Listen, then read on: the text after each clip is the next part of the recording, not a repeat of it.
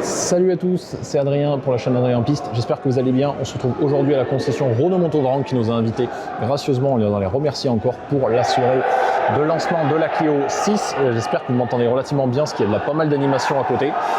Il y a un match de boxe anglaise. Je sais que vous allez peut-être pas me croire, dans tous les cas vous allez avoir des images, vous allez voir. Mais aujourd'hui on est là pour venir voir un petit peu tout ce qu'il y a en concession.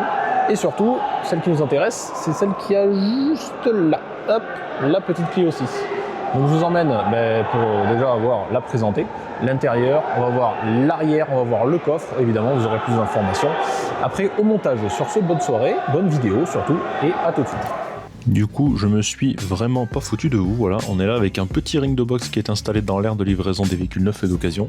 C'était l'animation de la soirée, l'année dernière nous avions eu un duo chanteur un peu comique, mais cette année, voilà, le gala de boxe anglaise, c'était plutôt intéressant à suivre, et assez original. Petite présentation du hall pendant mon arrivée. Alors vous voyez, il y avait quand même énormément de monde. Je pense qu'on devait dépasser probablement pas loin des 300 personnes, voire 350. Et du coup, j'ai profité également de l'occasion, parce qu'après tout le monde s'est jeté un petit peu sur les petits fours et sur les animations.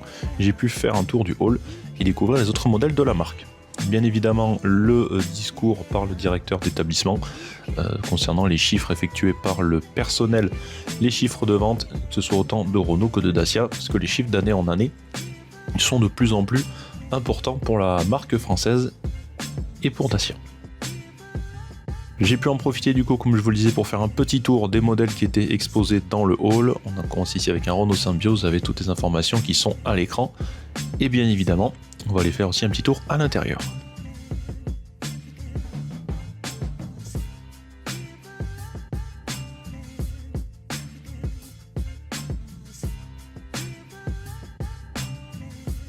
En parlant des autres modèles, en voilà un autre, celui-ci sur le Renault Austral. Nous avions là en plus un Esprit Alpine, donc le plus haut de gamme, à 46 000 €, full hybride avec un moteur de 200 chevaux. Petit tour de l'intérieur bien évidemment.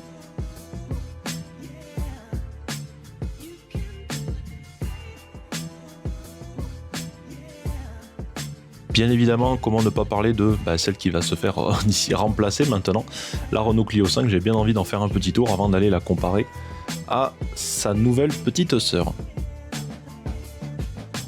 Après bien évidemment, voilà, les autres modèles, ça dans tous les cas on est allé faire un petit tour peut-être un peu plus tôt dans la vidéo, je sais pas trop, mais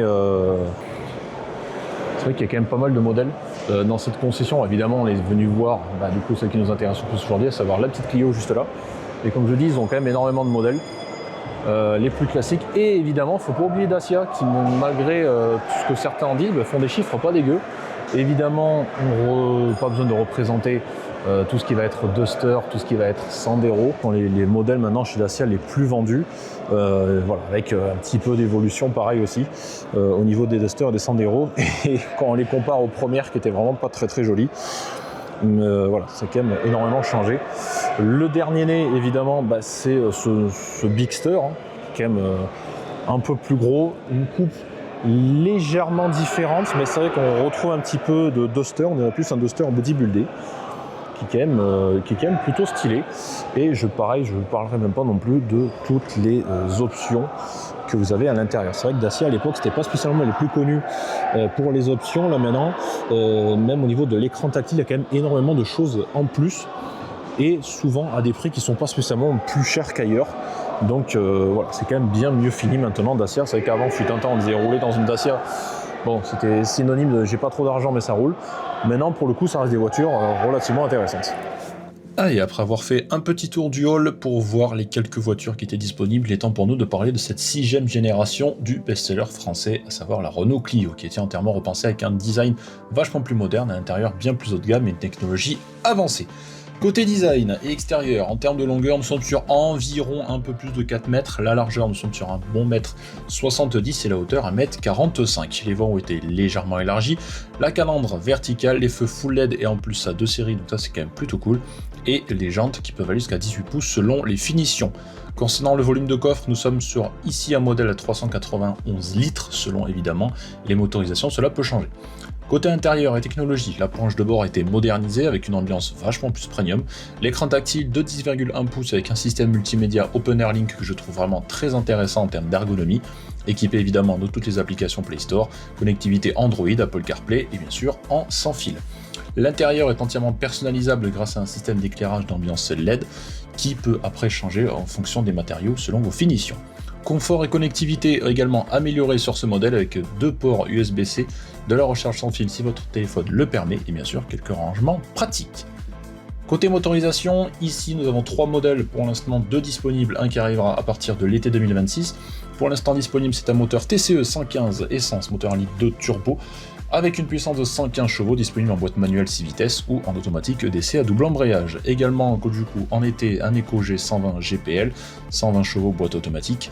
Et actuellement, nous avons le Full Hybrid E-Tech de 160 chevaux, moteur 1 litre 8 essence, plus de moteur électrique, une batterie d'1 kg, 1,4 kWh, pardon, et une puissance cumulée de 160 chevaux.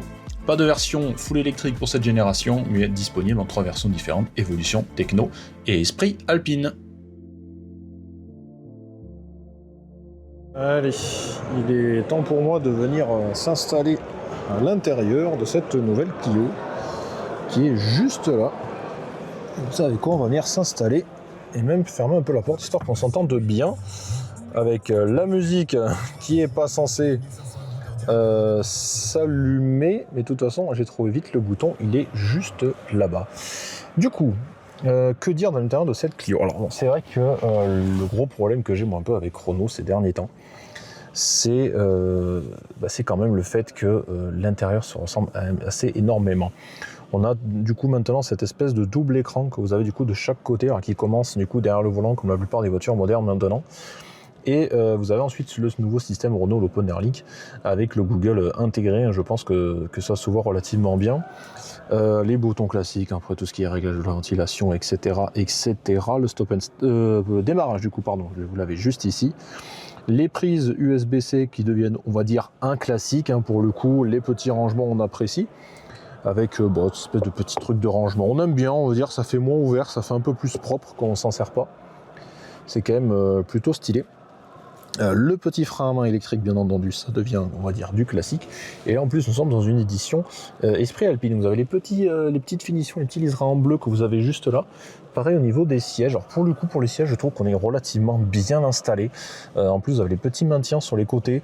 Moi, je trouve ça vraiment plutôt cool. Alors, je vais pas venir sur toutes les options que propose le volant. Les plus classiques, bien entendu, la commande vocale, le téléphone, les choses les plus standardisées maintenant. Le multisense, ça apparaît pour le nouveau système de pilotage, à savoir le mode confort, sport et tout ce qui va avec. Donc c'est quand même plutôt pas mal. Pareil, les commandes ici, les plus classiques pour les rétroviseurs et les vitres. En vrai, c'est pas mal, mais c'est vrai que, comme je dis malheureusement un peu souvent, je trouve que ce qui me dérange, mais que c'est vrai que chez Renault, depuis cette nouvelle gamme, alors ces finitions pour le volant est quand même plutôt stylé aussi, on n'a pas souvent l'impression d'être dans des trucs différents. On reste souvent dans les mêmes interfaces et c'est vrai que des fois, peu importe les modèles dans lesquels vous êtes, je vais arriver à trouver mes mots. On est souvent dans globalement les mêmes interfaces, mais ça n'empêche que c'est quand même plutôt intéressant. Je vous propose qu'on fasse une petite pause et qu'on passe à l'arrière. Alors pour l'arrière, du coup, la petite poignée maintenant pareil qui devient un classique chez Renault. Et voici un petit peu ce qu'on a juste là. Donc on va venir s'installer. J'ai essayé d'avancer un petit peu le siège. Alors évidemment, c'est une Clio, donc avis à ceux qui sont un petit peu plus petits, surtout les plus jeunes, vous aurez quand même un peu de place, les plus grands un peu moins bien évidemment, et toujours le même problème, vous allez vite compter la caméra, c'est que voilà, moi qui suis extrêmement grand, c'est vrai que c'est pour ça que la plupart des grands n'ont pas toujours l'habitude de choisir des Clio. C'est que là, moi pour le coup, si je me mets on va dire normal, je le répète, je fais 1m93, donc voilà, mais c'est vrai que ça reste relativement juste. En termes de finition sur les portes, c'est plutôt joli, on a cet effet un petit peu style, je sais pas, un petit peu plus habillé, un peu plus sport, hein, ça reste plastique bien évidemment, mais c'est un peu plus joli.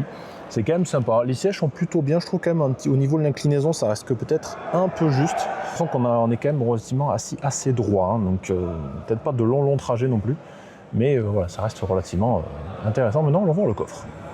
C'est vrai qu'il y a une coupe assez originale, on a vraiment cet effet un peu plus large comparé à ces versions avant. Et là on a cette espèce de coupe, si vous voulez, qui vient venir ici, qui se casse là directement et qui se remet un petit peu droit avec cette espèce d'effet un peu aéro. C'est pas spécialement moche, mais c'est vrai que ça change quand même relativement beaucoup. Par contre, j'adore vraiment ce bleu. Là, du coup, dans cette concession, il est en 3 couleurs, en noir, en émeraude, vert émeraude. Il est vraiment très très beau. Et dans ce bleu que je trouve vraiment magnifique, surtout dans cet esprit alpine. Alors, la petite caméra de recul, bien évidemment. On est sur une version e-tech, du coup, donc hybride. Là, celle-ci, on est sur une motorisation avec un 160 chevaux. C'est quand même plutôt pas dégueu. Annoncé à 1000 km d'autonomie, ça reste à voir. Et concernant le coffre qui s'ouvre super haut. Et du coup, on a ce coffre qui est juste là avec 391 litres de stockage. J'arrive pas trop à savoir si c'est plus ou moins grand que la version 5 de la Clio, je sais pas trop. Et par contre, évidemment, en dessous, plus de roue de secours. Ça se fait de toute façon de moins en moins. Vous avez un kit de gonflage. Pareil, à voir si c'est fourni de base ou si ça doit être livré en tant qu'option. Mais bon, c'est pas trop mal dans l'ensemble, c'est quand même pas mal. Donc à voir ce que va donner cette Clio sur le marché, appel. Et du coup, pour conclure cette petite vidéo, les points positifs et négatifs. J'aime beaucoup l'intérieur, ça je peux pas dire le contraire. Le nouveau système Open Airlink est vraiment très très bien en termes de connectivité. Ça c'est vraiment un point énormément que j'aimerais faire revenir sur cette voiture. Pareil pour la finition esprit alpine, j'aime beaucoup, soit les jantes, les sièges, ils sont vraiment très très stylés. Donc ça c'est quand même l'énorme point positif que j'aimerais y donner là-dessus. Par contre, côté négatif, alors c'est vrai que les dimensions du coup, on a l'impression que la voiture est quand même un peu plus large, un peu plus grande, mais que l'intérieur ne reste pas spécialement plus grand que les anciens modèles. Un design qui divise, c'est vrai qu'on change relativement des modèles de base où on peut avoir des Clio, on a vraiment l'impression de passer sur une toute nouvelle voiture.